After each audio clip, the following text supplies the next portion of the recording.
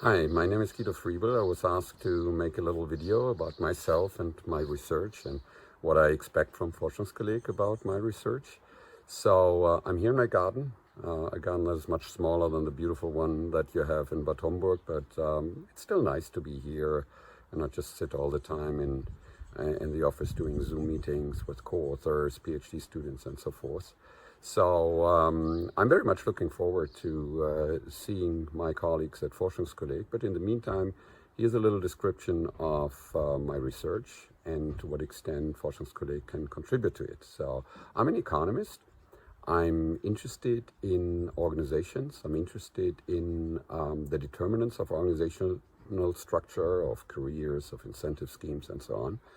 But I'm also interested how organizations shape economic outcomes that affect people's lives, people's livelihoods. So in this context, we got together with Daniela Grunow, who is a sociologist, and what we are interested in is to understand why the careers of women are notably different from the careers of men. And that's a little bit of a surprise because by now in many OECD countries, women are on average more educated than men, and still they lag behind. In particular, if you fix education, you see that women make much less successful careers than men, at least in economic outcomes.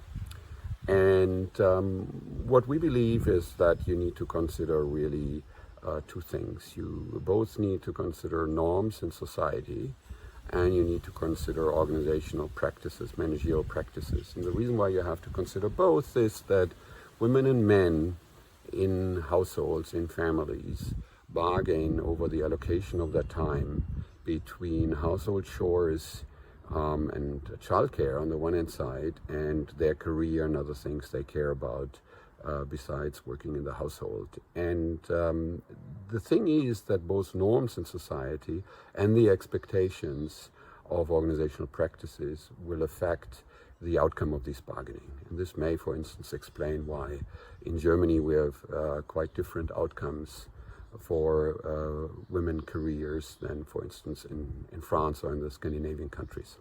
So we are working empirically, i.e. we put up hypotheses that we test with big data sets. These big data sets have quite different origins. Sometimes we scrape them from the web for specific professions, for instance, in research.